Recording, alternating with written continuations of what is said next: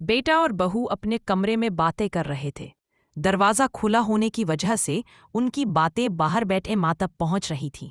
बेटा बोला, हम अपने काम और जिम्मेदारियों में इतने व्यस्त हैं कि माँ की देखभाल नहीं कर पाएंगे। क्यों ना उन्हें वृद्धाश्रम में दाखिल करा दें।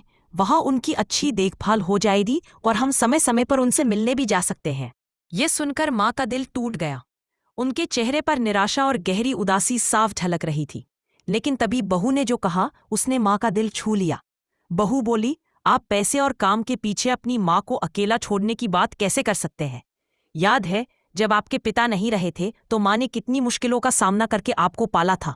उन्होंने कभी आपको दूसरों के सहारे नहीं छोड़ा और आज आप उन्हें घर से दूर भेजने की बात कर रहे हैं। माँ यही रहेंगी हमारे साथ। अगर जरूरत पड़ी तो मैं नौकरी छोड़ दूंगी, लेकिन उन्हें अकेला नहीं छोड़ूंगी। घर पर रहकर ट्यूशन पढ़ाकर खर्च चला लूंगी, पर माँ का साथ नहीं छोड़ूंगी। बहू की बात सुनकर बेटा चुप हो गया। माँ की आंखों में आंसू आ गए। वह चुपचाप पूजा घर में चली गई और हाथ जोड़कर ईश्वर से बोली, हे भगवान, मैंने हमेशा सोचा था कि तूने मुझे बेटी नहीं दी, लेकिन आज समझ आया कि जो बहू तूने मुझे दी है वह बेटी से भी बढ़कर है। तेरा बहुत बहुत धन्यवाद। माँ की आंखों से अब खुशी के आंसू बह रहे थे। बहू ने यह साबित कर दिया था कि रिश्ते खून के नहीं, दिल के होते हैं।